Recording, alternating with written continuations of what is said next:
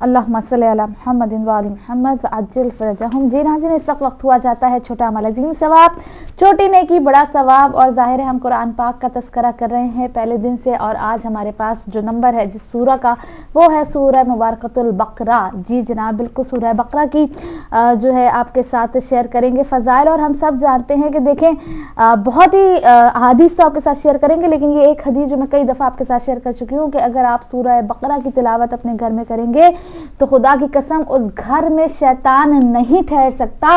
और ये नबी करीम सल्लल्लाहु अलैहि वसल्लम की हदीस है कि तो जिस घर में जहाँ पर भी लड़ाइयाँ ज़्यादा हैं, झगड़े ज़्यादा हैं, फसाद ज़्यादा है, सास बहू के झगड़े, मियाँ बीवी के झगड़े, उस घर में सूरह बकरा की तिलावत ज़्यादा से ज़्यादा किया करें। क्योंकि ज़ाहिर लड़ाई झगड़ों की जो है वजह क्या है, शैतानी जो है ना, जो हमें आगे भड़काता है, वरगलाता है और फिर हम झगड़ते हैं और लड़ते हैं। तो जिस घर में बहुत ज़्यादा लड़ाइयाँ हैं, सुकून नहीं है, एक दूसरे से बहुत ज़्यादा दुश्मनी है, तो वहाँ सूरह बकरा की तिलावत आप ज़रूर किया करें। अब बढ़ते हैं आगे, इसके फ़ज़ाइल जानते हैं और जो हमारे पास अहादीस हैं आपके साथ शेयर करते हैं कि नबी करीम सल्लल्लाहु अलैहि वसल्लम ने इरशाद फरमाया कि हर चीज़ के लिए रिफ़त और बुलंदी है, और कुरान पाक की बुलंदी सूरह बकरा है। और फिर आपने फरमाया कि ये सूरतों के नाम और आगाज़ पर इस सूरा का एक नाम फिरदौस यानी बहिश्त भी है।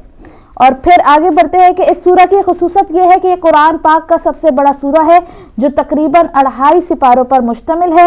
ये मदीने में नाजिल होने वाला पहला सूरा है। ये कुरान मजीद की सूरतों में से सबसे अफजल सूरा है। जैसा कि नबी करीम सल्लल्लाहु अलैहि वसल्लम ने अपने असहाब से पूछा कि कुरान मजीद का कौन सा सूरा अफजल है, तो उन्होंने कहा कि अल्लाह के रसूल आप बेहतर जानते हैं। तो आपने फरमाया कि अफजल तरीन सूरा कुरान पाक का सूरह बकरा है।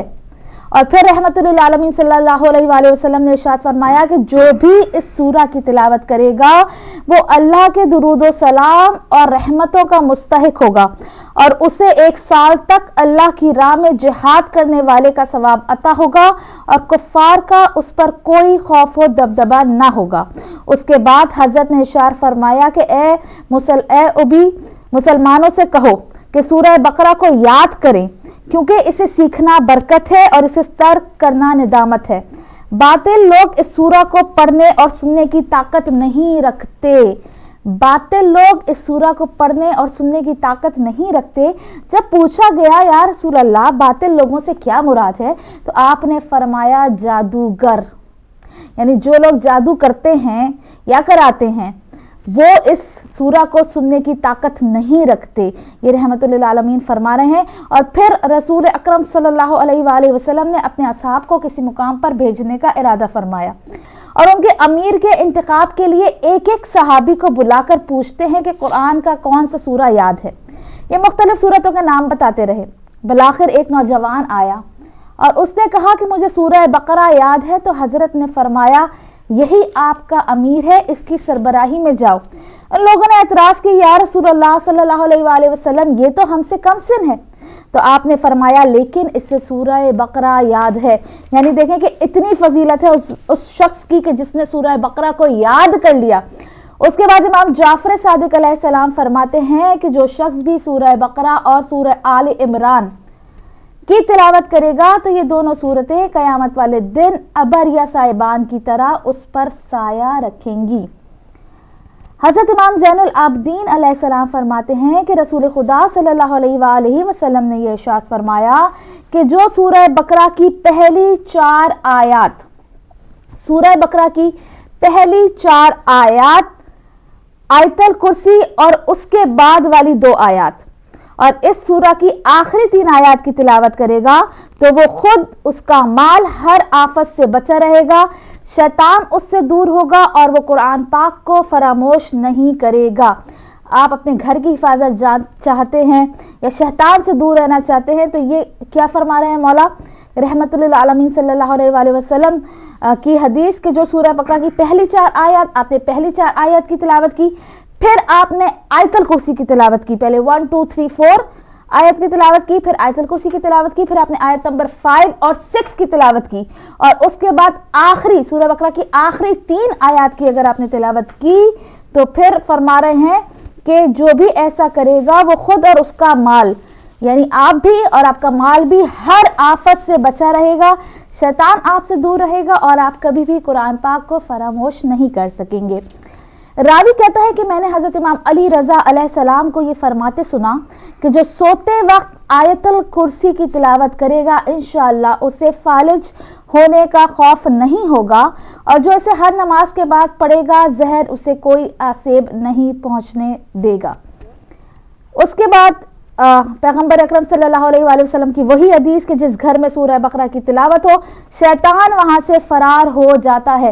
اپنے گھر میں سورہ بقرہ کی تلاوت ضرور کیا کریں، ہر گھر میں تو جو بھی مشکلات ہیں خصوصاً لڑائیاں وہ ضرور کم ہو جائیں گی۔ اس کے بعد امام زین العابدین علیہ السلام فرماتے ہیں جو کہ حاجات پوری ہونے کے خزانے اس میں موجود ہیں، آپ فرماتے ہیں امام زین العابدین کہ سورہ بقرہ کی آخری 2 آیات بہشت کے خزانوں میں سے ایک خزانہ ہے۔ خدا نے تمام مخلوقات کی پیدائش سے 2000 سال پہلے انہیں اپنے دستے قدرت سے لکھا ہے۔ اللہ تعالیٰ ان 2 آیتوں کی تلاوت کرنے والے کی دنیاوی اور اخروی حاجات پوری کرتا ہے اور شیطان بھی اس کے نزدیک نہیں بھٹک سکتا۔ سورہ بقرہ کی آخری 2 آیات جو تلاوت آپ کریں گے تو مولا فرما رہے ہیں امام زین العابدین کہ آپ کی دنیا اور آخرت دونوں کی حاجتیں پوری ہوں گی اور شیطان بھی آپ کے نزدیک نہیں بھٹکے گا۔ اور پھر رحمت للعالمین سرکار دو جہاں صلی اللہ علیہ وآلہ وسلم بھی یہ ارشاد فرماتے ہیں کہ سورہ بقرہ کی آخری 2 آیتیں قرآن بھی ہیں، دعا بھی ہیں اور خوشنودی خدا بھی ہیں۔ سبحان اللہ، آخری 2 آیتیں قرآن بھی ہیں، دعا بھی ہیں اور خوشنودی خدا بھی ہیں۔ جو نماز عشاء کے بعد اس کی تلاوت کرے گا تو یہ اس کی رات بھر کی عبادت کے لیے کافی ہے۔ سبحان اللہ، کتنا چھوٹا سا عمل اور اس کا ثواب دیکھیں کہ کتنا عظیم مل رہا ہے کہ اگر آپ نماز عشاء کے بعد فقط سورہ بقرہ کی 2 آخری آیات کی تلاوت کریں گے تو پھر رحمت للعالمین فرما رہے ہیں کہ آپ کی رات بھر کی عبادت کے لیے کافی ہے۔ ناظرین، یہ آج ہم نے آپ کے ساتھ سورہ بقرہ کے فضائل شیئر کیے اور ایک بہت چھوٹا سا عمل اور جس کے عظیم ثواب ہیں وہ بھی شیئر کرتے چلیں کہ امام جعفر صادق علیہ السلام کے فرمان کے مطابق دیکھیں پروردگار عالم ہمیں اتنی نعمتیں عنایت فرماتا ہے، ہماری سانس لینا بھی ایک نعمت ہے بہت بڑی۔ پروردگار عالم نے ہمیں ہاتھ دیے، آنکھ دیے، ہمیں صحت مند بنایا ہے۔ ہر نعمتیں جو پروردگار عالم نے آپ کو عنایت کی ہیں، ہر نعمت کا ہر وقت شکر ادا کیا کریں۔ اور امام جعفر صادق کیسے فرمانے کہ کس طرح سے آپ نے شکر ادا کرنا ہے، ہم سبھی جانتے ہیں ہر جگہ احادیث میں قرآن پاک میں کہ اگر ہم نعمتوں کا شکر ادا کریں گے تو نعمتوں میں اضافہ ہوگا۔ ناظرین، شکر ادا کرنا شروع کریں، پھر دیکھیں کہ آپ کے حالات کیسے بدلتے ہیں۔ جو حالات کا رونا روتے ہیں، جو مشکلات کا رونا روتے ہیں، وہ ہر حال میں شکر ادا کرنا شروع کریں، پھر دیکھیں کہ کس طرح سے اللہ رب العزت آپ کی نعمتوں میں اضافہ کرتا ہے۔ امام جعفر صادق کے فرمان کے مطابق اگر کوئی صبح کے وقت 4 مرتبہ اس ذکر کو پڑھے تو اس دن کا شکر ادا ہو جاتا ہے، اور اگر عصر کے وقت اس ذکر کو پڑھے تو رات کا شکر ادا ہو جاتا ہے۔ اور وہ ذکر کیا ہے؟ یعنی صبح کے وقت آپ نے 4 مرتبہ پڑھنا ہے تو آپ کے دن کا شکر ادا ہو گیا، اور رات کے وقت آپ نے 4 مرتبہ پڑھنا ہے تو آپ کی عصر کے وقت 4 مرتبہ پڑھنا ہے تو آپ کی رات کا شکر ادا ہو گیا۔ اور وہ ذکر یہ ہے الحمدللہ رب العالمین۔ بس آپ نے یہ 4 دفعہ صبح اور عصر کے وقت، صبح اور شام 4 مرتبہ آپ نے کرنا ہے الحمدللہ رب العالمین۔ کتنا چھوٹا سا یہ عمل ہے اور آپ کی تمام دن اور رات کا شکر ادا ہو جائے گا۔ جو نعمتیں پروردگار عالم نے آپ کو دن رات میں عنایت کی ہیں اس کا شکر ادا ہو جائے گا۔ یہ ہے چھوٹا عمل عظیم ثواب۔ بڑھتے ہیں فاروق بھائی کی جانب۔ جی، بہت شکریہ۔ اور ناظرین، چھوٹا عمل عظیم ثواب کے بعد جو اگلی خبر ہے ہمارے پاس، بلکہ اہم ترین خبروں میں سب سے پہلے تو اپنے ہدایت فیملی ممبرز کے لیے خبر بھی ہے، گزارش بھی ہے کہ آپ جو بھی لوگ ابھی تک ہدایت نیٹ ورک لمیٹڈ میں اپنے عطیات، اپنی ڈونیشنز دے رہے ہیں ماہانہ، خاص طور پہ محبان ہدایت کیمپین کے جو ہمارے لوگ شامل ہیں اس میں، تو ان سے گزارش ہے کہ جیسے پچھلے ہفتے کو ہم نے ہدایت اپڈیٹ میں بھی وہ تمام نام بھی اناؤنس کیے تھے کہ جن کو چاہیے کہ ہدایت ویلفیئر سوسائٹی میں آپ اپنے تمام عطیات، تمام ڈونیشن جو ہیں وہ بھیجا کریں، تو یہ بہت سے ایسے نام، تقریباً 750 کے قریب نام تھے جو ہم نے بولے بھی ہیں، اور ساتھ ساتھ ہم اس کا بھی جیسے موقع ملے گا نام بھی بولتے جائیں گے۔ اور جب پروگرام کے بعد بھی اگر آپ تھوڑا سا کنفیوز ہیں کہ آیا ہمارے پیسے ہدایت ویلفیئر سوسائٹی میں جا رہے ہیں کہ نہیں جا رہے، یا نیٹ ورک میں ابھی تک کیا مشکلات ہیں آپ کو کہ وہاں ہمارے اکاؤنٹ میں آپ نے دوسرے میں چینج نہیں کیے، تو آپ ہدایت ویلفیئر سوسائٹی کا اکاؤنٹ بھی لے سکتے ہیں اور اپنا نام بھی چیک کروا سکتے ہیں پروگرام کے بعد بھی۔ تو گزارش یہی ہے جو ہمارے اس وقت کے ناظرین ہیں، جنہوں نے ہفتے کو ہدایت اپڈیٹ مس کر دیا تھا، ان سے گزارش ہے کہ جو لوگ ابھی تک ہدایت نیٹ ورک لمیٹڈ میں اپنے پیسے جمع کرواتے ہیں وہ اس اکاؤنٹ میں پیسے جمع نہ کروائیں، ہدایت ویلفیئر سوسائٹی میں آج سے ہی ہم سے رابطہ کر کے یا بینک سے رابطہ کر کے اس میں کنورٹ کرنا شروع کر دیں۔ تو یہ ایک اہم گزارش تھی اپنے ہدایت فیملی ممبرز کے لیے۔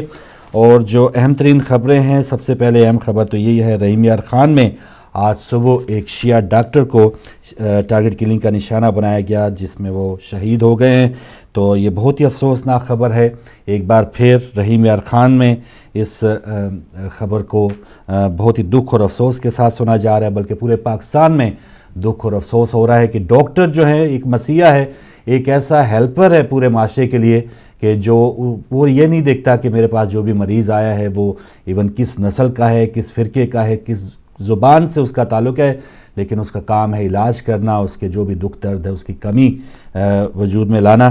لیکن جو اہم ترین شیعہ افراد ہیں، چاہے وہ ڈاکٹرز ہیں، انجینئرز ہیں، صحافی ہیں، علماء کرام ہیں، ذاکرین ہیں، ان کی کلنگ کا بھی سلسلہ جاری ہے۔ اور پھر عام طور پہ جو جلوس نکلتے ہیں، کوئی بھی ایسا بازار ہے جس میں خاص طور پہ شیعہ لوگ وہاں پر خرید و فروخت کرتے ہیں، یا ان کی رہائشی آبادیاں ہیں جیسے عباس ٹاؤن تھا، ہزارہ ٹاؤن ہے، زائرین کی بسیں ہیں، تو ان کو بھی نشانہ بنایا جاتا ہے۔ تو رحیم یار خان میں آج صبح ایک افسوسناک خبر ہے جو میں نے آپ کے ساتھ شیئر کی ہے کہ ایک شیعہ ڈاکٹر کو لشکر جھنگوی کے دہشت گردوں نے فائرنگ کر کے شہید کر دیا ہے۔ تو اس پر ہم جتنا بھی افسوس کریں وہ کم ہے، جتنی بھی مذمت کریں وہ کم ہے۔ اگلی خبر ہے کراچی کی کہ کراچی میں تقریباً 50 شیعہ افراد کو گرفتار کیا گیا ہے اور ان پر جھوٹے مقدمات قائم کر کے گرفتار کیا ہے۔ تو یہ بھی ایک ایسی عجیب و غریب حرکت کی گئی ہے کراچی انتظامیہ کی طرف سے، کراچی پولیس کی طرف سے، کہ بہت سے ایسے حادثات یا ثانیات جو عموماً ٹارگٹ کلنگ کا نشانہ بنائے جا رہے ہیں یا فرقہ وارانہ فساد پیدا ہو رہے ہیں، تو ان میں کیونکہ ابھی تک شیعہ افراد کا نام نہیں آیا تھا، اور ہم بڑے فخر کے ساتھ ایسا کہتے بھی تھے کہ اتنے عرصے سے شیعہ کلنگ جاری ہے، تو لیجئے ہمارا کوئی بندہ جو ہے اس کلنگ میں شامل نہیں، تو لیکن اسی ایک فخر کو کم کرنے کے لیے کہہ سکتے ہیں، یا عجیب و غریب پریشر قائم کرنے کے لیے وہ کہہ سکتے ہیں کہ کراچی پولیس نے 50 کے قریب ایسے لوگوں کو گرفتار کیا ہے جن کا تعلق مذہب حقہ سے ہے، اور پھر ان پہ بہت بڑے بڑے مقدمات قائم کیے گئے ہیں غیر شیعہ افراد کے قتل کے۔ تو یہ بھی قابل مذمت بات ہے کہ جن کے اوپر الزامات ثابت ہو چکے ہیں وہ تو بالکل عیاشی کر رہے ہیں جیلوں میں، یا جیلوں سے آزاد کر دیے گئے ہیں، اور یہاں پر بے گناہ افراد یہاں کراچی میں بھی پکڑ دھکڑ ہوئی ہے، اور پھر سانحہ راولپنڈی کے بھی بہت سے افراد ابھی تک جیلوں میں موجود ہیں، بہت سے جنہوں نے پتھراؤ کیا، جنہوں نے فائرنگ کی، وہ آزاد ہو چکے ہیں۔ لیکن اسی دوران جہاں پر 7-8 امام بارگاہیں صرف راولپنڈی میں ان کی بے حرمتی کی گئی، جلایا گیا، تو وہاں سے ارد گرد جو بھی رہائشی تھے ان کو گرفتار کیا گیا ہے، بانیان مجالس کو گرفتار کیا گیا ہے، وہ ابھی تک قید میں ہے راولپنڈی میں، اور یہاں کراچی میں بھی یہ صورتحال کہ 50 کے قریب شیعہ افراد کو ایک بہت بڑے بڑے مقدمات میں گرفتار کر لیا گیا ہے۔ تو یہ بھی ایک بھونڈا سا ایک طریقہ کار ہے حکومت کا کہ اس کو بیلنس کیا جائے کہ یہ فرقہ وارانہ فساد جو ہے اس میں شیعہ افراد بھی ملوث ہیں۔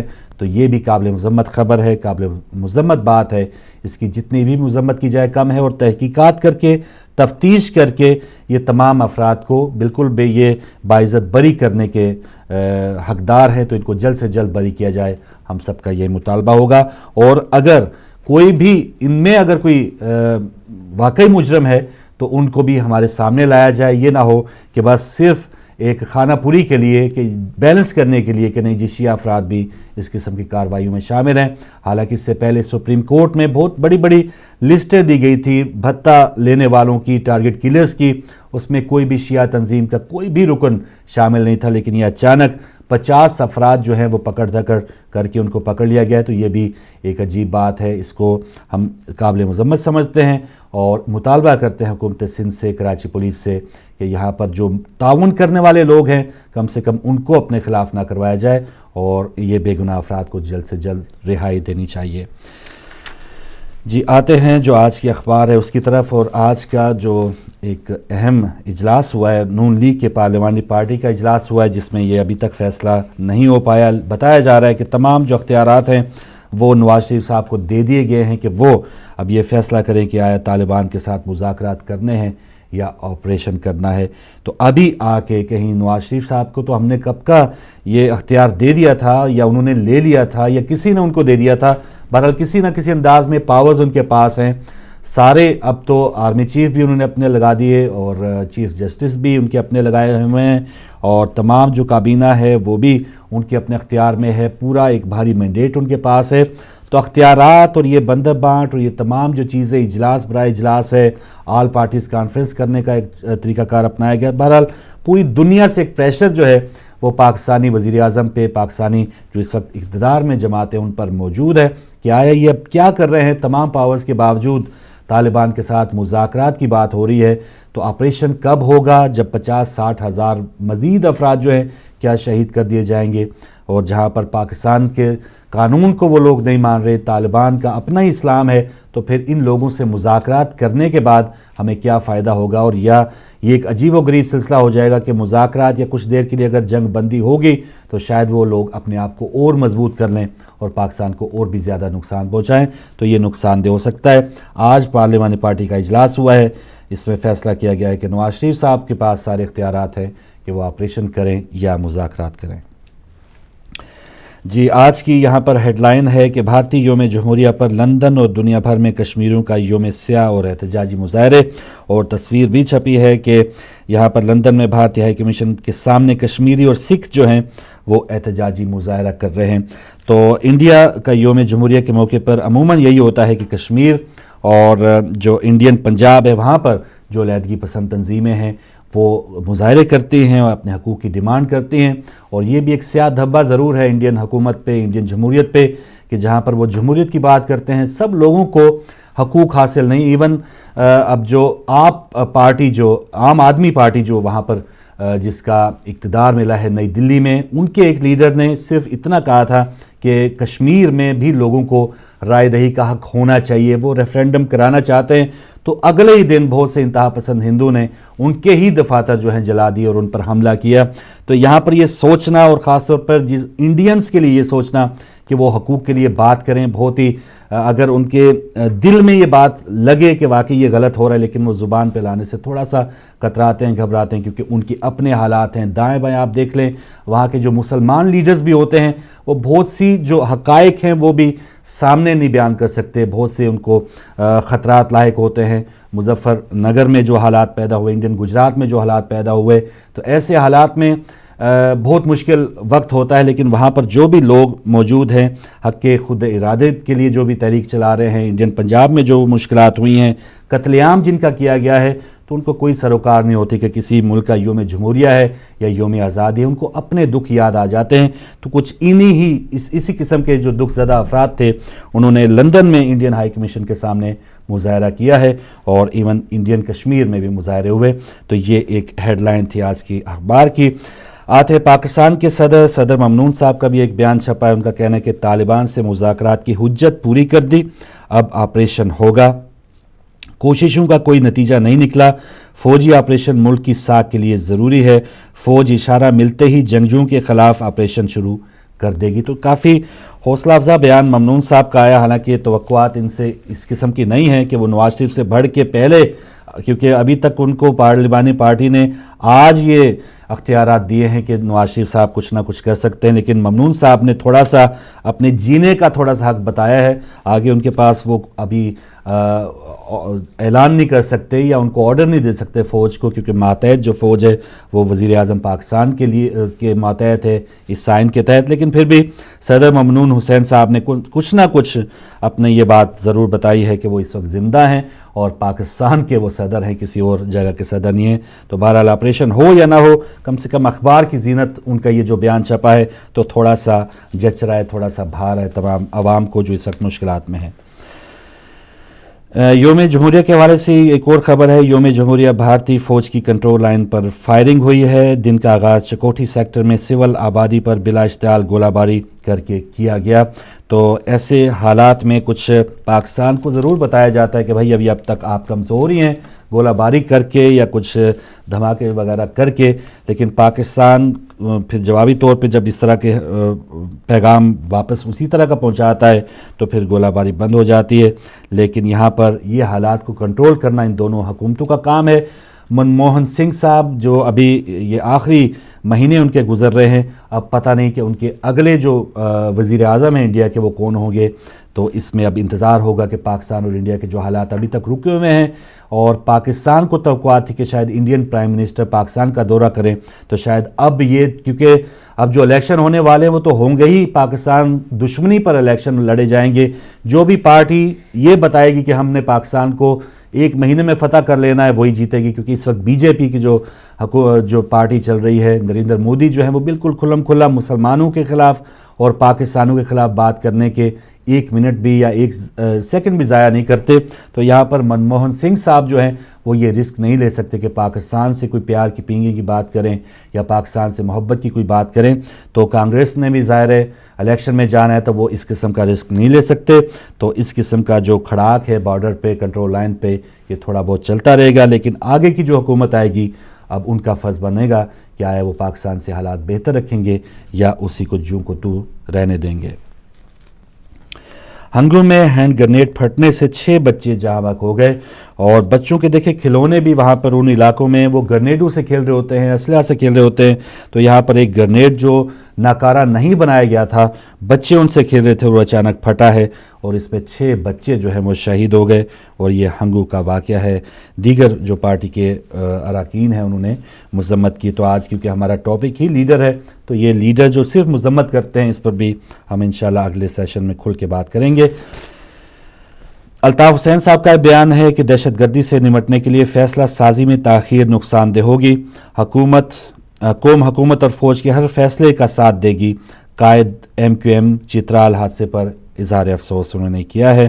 اور طالبان کی ایک بار پھر بامقصد مذاکرات کی پیشکش. طالبان نے ایک بار پھر حکومت کو بامقصد مذاکرات کی پیشکش کی. اور یہ کون سے طالبان ہیں؟ تقریباً 56-58 قسم کے طالبان یا دہشت گرد گروہ ہیں پاکستان میں. لیکن اب یہاں پر جو طالبان کے ترجمان ہیں ان کا یہ کہنا ہے کہ بامقصد مذاکرات ہوں. تو یہ پہلے تو یہ دیکھتے ہیں کہ بامقصد مذاکرات ہوتے کیا ہیں، کہ GHQ یا آرے بازار یا تمام جو زائرین ہیں ان کی بسوں پہ حملہ کرنے کے بعد بامقصد مذاکرات کیا ہوں گے.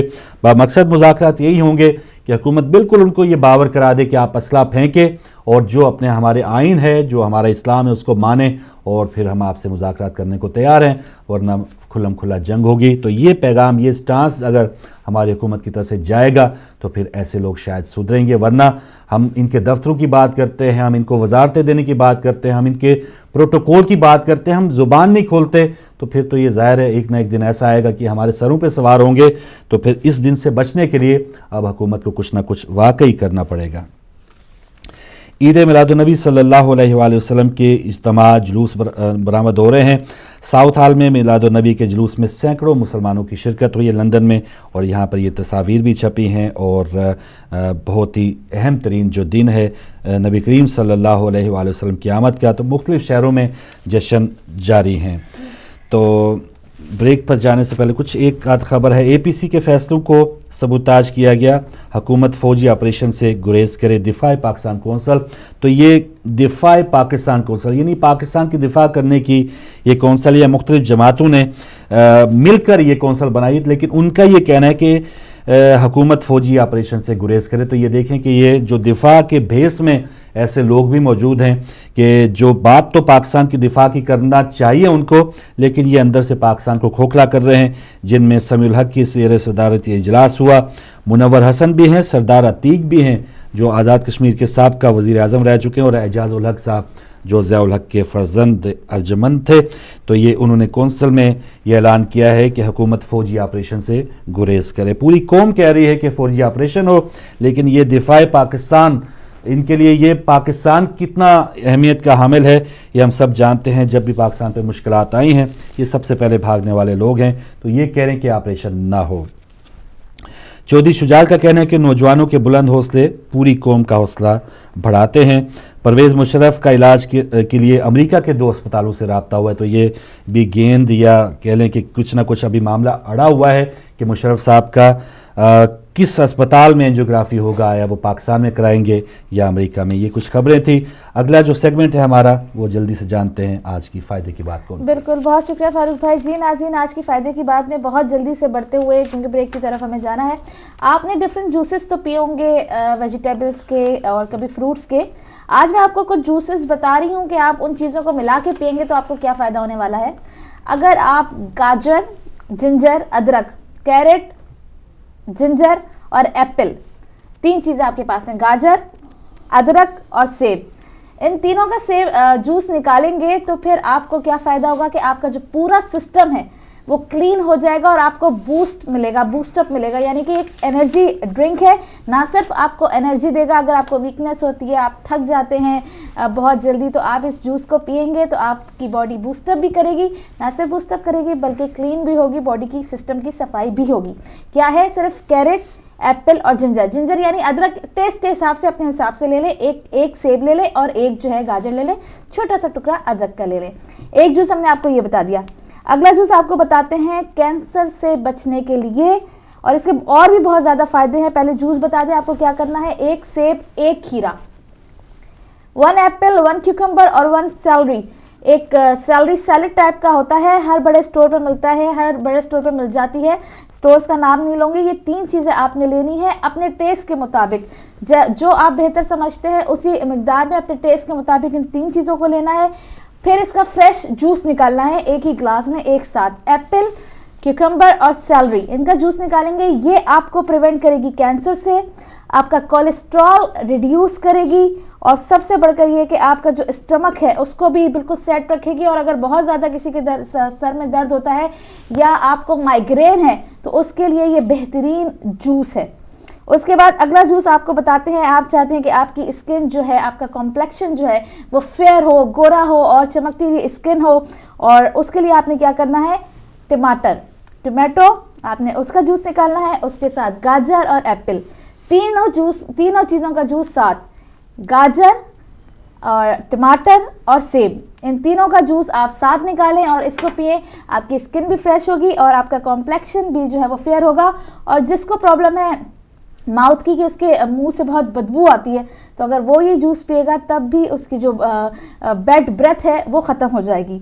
अगले जूस की जानिब जल्दी से पढ़ते हैं, और वो भी स्किन के लिए है कि आपकी स्किन के टेक्सचर को इम्प्रूव करेगा, मॉइस्चराइजेशन देगा। और वो जूस क्या है, ऑरेंज, क्यूकम्बर और जिंजर। आपने ऑरेंज लेना है और अदरक लेना है और खीरा लेना है। इन तीनों चीज़ों का जूस निकालेंगे तो आपकी स्किन के लिए बहुत ही ज़्यादा अच्छा है। आगे बढ़ते हैं जल्दी से। किडनी और ब्लैडर के लिए आपको जो जूस लेना है, किडनी की प्रॉब्लम है या ब्लैडर की प्रॉब्लम है और तो आप ये जूस पिए। किसी की बॉडी में बहुत ज़्यादा नमक हो गया है उसके लिए भी ये जूस बहुत अच्छा है। वो क्या है, पाइनएप्पल, एप्पल और वाटरमेलन, तरबूज, सेब और आपने पाइनएप्पल, अनानास, इन तीनों चीज़ों का जूस आपने पीना है और मिला के, तो फिर आप देखिएगा कि आपकी किडनी और ब्लैडर को ये बहुत ज़्यादा फ़ायदा देगा। आखिरी जिनको कॉन्स्टिपेशन रहता है, कॉन्स्टिपेशन की बहुत ज़्यादा प्रॉब्लम होती है, उनके लिए बेहतरीन मैं जूस बताने वाली हूँ। वो है, आपने पाइनएप्पल लेना है, बनाना लेना है और मिल्क, दूध, पाइनएप्पल और बनाना, इन तीनों को आप ग्राइंड करें, शेक बनाएं। آپ ان کو پیئیں گے آپ کی کانسٹیپیشن کی جو پرابلم ہے وہ ختم ہو جائے گی. پھر ریپیٹ کروں, بنانا, پائن ایپل اور ملک میں بنانا اور پائن ایپل ڈالیں, ان کا شیک بنا کے پئیں, آپ کی کانسٹیپیشن کی پرابلم دور ہو جائے گی. یہ فائدے کی بات. اب وقت ہوا جاتا ہے میرا خیال ہے تصویر بولتی. جی بریک سے پہلے جو آج کی تصویر ہے بہت ہی دلچسپ تصویر ہے, تو یہ میں چاہوں گا ہمارے پروڈیوسر صاحب دکھائیں ناظرین کے لیے. لیجئے, یہ بہت ہی ایک اہم تصویر ہے. ایک ٹرک جو ہے وہ ایسے پل سے گزر رہا ہے اور بیچارہ کیا گزرنا تھا کہ وہ راستے میں ٹوٹ گئے ہیں تمام جو پھٹے ہیں. تو یہ تصویر ایک بہت بڑا میسج دے رہی ہے کہ جو اس کے چلانے والا تھا, کیا اس کا کوئی دماغ تھا یا نہیں تھا, یا وہ کس قسم کا ڈرائیور ہو سکتا ہے کہ اس کو یہ اندازہ نہیں ہے کہ اس پل پر سے اگر میں ٹرک گزاروں گا تو اس کا کیا انجام ہوگا. تو میں جو آج کا ہمارا ٹاپک ہے لیڈر, وہ بھی کچھ اسی قسم کا, جس قسم کا یہ ڈرائیور ہے اس ٹرک کا, اسی قسم کے ہمارے لیڈرز ہیں کہ ان کو یہ اندازہ نہیں ہوتا کہ یہ جو ہم قدم اٹھانے والے ہیں اس کا فائدہ ہوگا, نقصان ہوگا. یا بعض اوقات ڈرائیور بھی یہ کہہ سکتا ہے کہ تھوڑی دیر پہلے یہاں سے موٹر سائیکل گزرا تھا اور اب میں ٹرک گزارا تو یہ پھٹے تمام جو ہے وہ ٹوٹے ہیں. تو اس سے بھی ہم ہو سکتا ہے کہ جو لیڈرز ہیں ہمارے دوسرے ممالک کی مثال ضرور دیتے ہیں کہ یہاں پر ایسے حالات ہوں, یا یہاں پر جیسے اگر روٹی نہیں مل رہی تو ڈبل روٹی کھا لیں, اس قسم کی مثالیں بھی ہیں. تو یہاں میں چاہوں گا چلتے چلتے ایک بار بھی تصویر ہمارے ناظرین کو دکھا دیں کہ یہ جو لیڈرشپ ہے یا یہ جو قیادت ہے, یہ سوچنے سمجھنے کی جو ایک صلاحیت ہونی چاہیے, کیا وہ اسی ڈرائیور کی طرح کی صلاحیت تو نہیں ہے. چلیں بریک کے بعد ہم دوبارہ دکھائیں گے ناظرین کہ یہ جو تصویر بول رہی ہے وہ کیا بول رہی ہے. جو لیڈر جو ہمارا آج کا ٹاپک ہے اس پر آپ کیا کہیں گے, بات کریں گے چھوٹی سی بریک کے بعد.